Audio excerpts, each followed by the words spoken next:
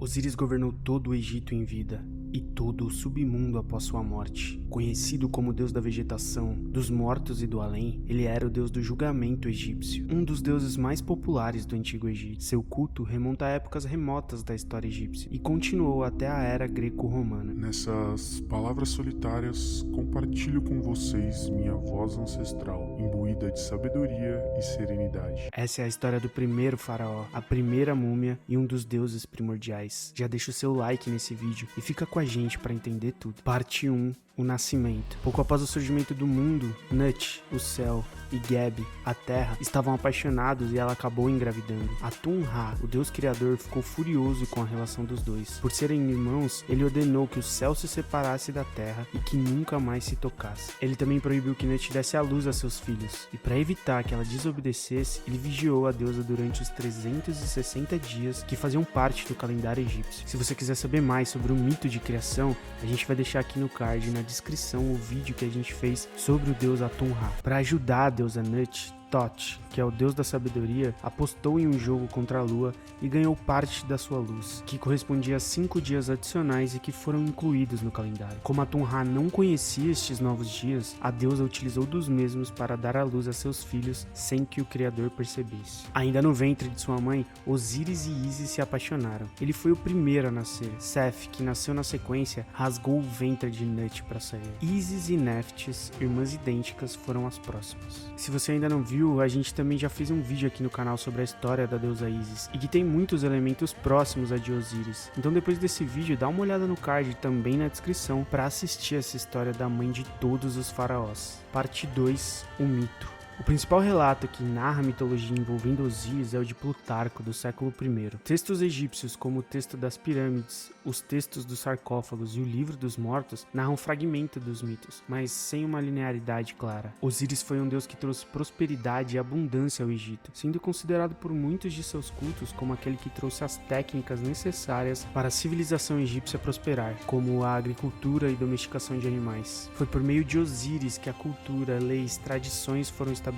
e passaram de geração para geração. Sou Osíris, o faraó divino, cuja história transcende os séculos. Em vida, fui agraciado com o domínio do reino dos vivos, trazendo paz e prosperidade ao Egito. Mas minha jornada não se limita ao mundo mortal, pois fui destinado a presidir sobre o reino além da vida. Osíris é também, segundo a mitologia, o pai de Anubis, ainda que de maneira indesejada. Acontece que, certa noite, ao retornar de uma viagem distante, ele se deitou com Neftis, sua outra irmã, que por ser gêmea de sua esposa Ísis e alimentar uma paixão secreta por Osíris, o enganou para conseguir dormir com o mesmo. Essa relação acabou gerando um filho que Neftis iria abandonar após o nascimento. Esse seria resgatado por Ísis, e essa criança é o deus Anubis. Outro detalhe importante dessa parte da história é que Neftis era esposa de Seth, o que claramente renderia consequências futuras a Osíris. A morte de Osíris. Seth já não aguentava mais nutrir ódio e inveja contra o irmão Osíris, então bolou um plano para matá-lo e assumir o trono. O deus mandou construir um sarcófago com a estrutura exata ao corpo de Osíris. Para não levantar desconfiança, ele chamou todos os deuses e deusas para um banquete e apresentou um magnífico sarcófago que prometeu entregar a quem nele coubesse. Os convidados tentaram ganhar o sarcófago, mas ninguém coube nele, exceto por Osíris. Assim que ele entrou, Seth aproveitou para com um golpe fechar o sarcófago e lançar seu irmão no rio Nilo. Trancado,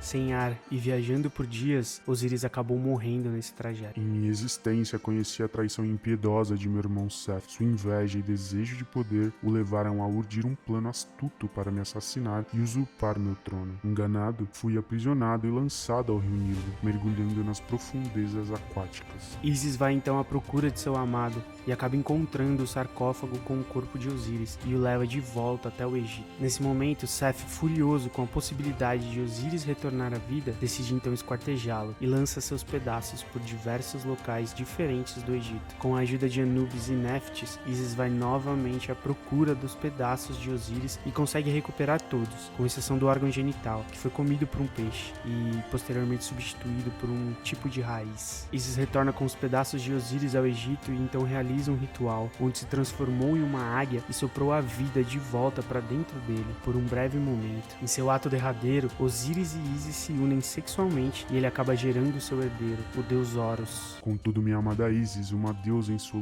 própria essência, encontrou-me e resgatou-me de meu túmulo aquático. Ela restaurou meu corpo dilacerado, exceto por uma parte perdida, que se perdeu na vastidão do rio. Assim tornei-me um símbolo da morte e ressurreição, uma divindade transcendente. Parte 4. A primeira múmia. Com a ajuda de Anubis e Neftis, é dito que Isis preparou o corpo de Osíris com unguento e perfume e posteriormente preservou seu corpo coberto por panos de linho. Com o corpo de Osíris pronto, sua alma estava livre para ele se tornar rei do reino dos mortos. Parte 5. O deus do submundo. Após sua passagem para o além-vida, foi atribuído ao deus o trabalho de julgar os mortos. Isso era feito através da psicostasia, na sala das duas verdades. Mas o que isso significa? Na crença egípcia, a vida após a morte era possível caso tenha se vivido de acordo com as leis da deusa Met, que seria a justiça universal. Nessa sala existia uma grande balança colocada num pedestal, em cujo topo se encontrava um babuíno. Na sala estava presente Osíris sentado no trono, ao lado de 42 juízes. A psicostasia era o ato de medir o coração das pessoas que morriam para decidir o destino delas. O morto deveria realizar uma confissão, chamada de confissão negativa, registrada no capítulo 125 do Livro dos Mortos, onde negava-se ter praticado atos como homicídio, maltrato de animais, roubos e outros. Uma declaração para cada um dos juízes presentes. Enquanto isso, o coração era colocado em uma balança que o pesava contra uma pena de avestruz. Assim, o morto deveria declarar sua inocência em sua passagem pela terra,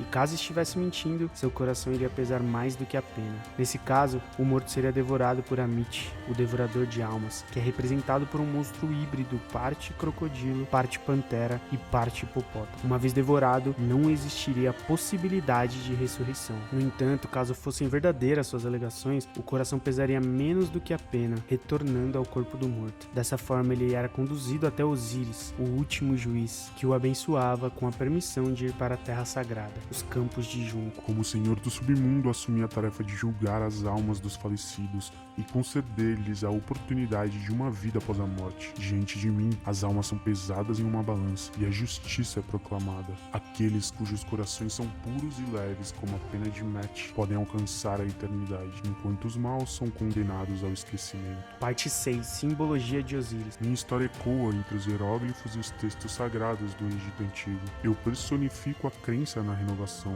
na ressurreição da alma e no ciclo eterno da vida. Sou o faraó divino que partiu além dos limites da existência terrena, mas que continua a influenciar o destino da humanidade.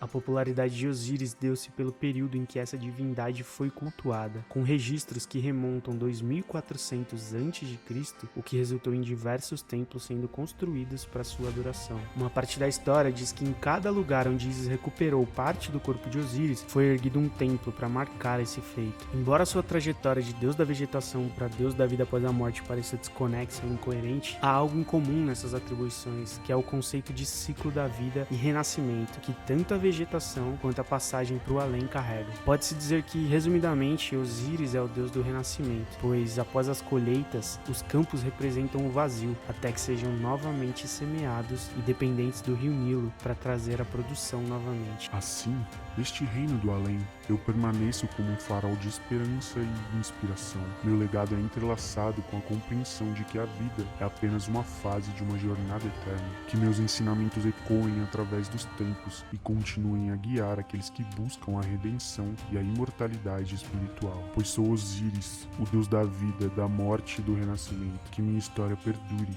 inspirando corações e mentes, e que minha essência resida na alma de cada pessoa que busca transcender além dos limites da mortalidade. Que a luz da minha presença guie os passos daqueles que anseiam pela eternidade.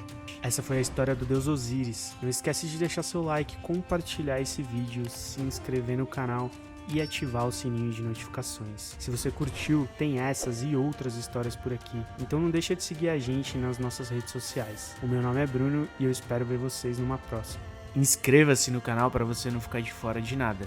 E também tem 2 sugestões aparecendo para você ficar mais um pouquinho com a gente.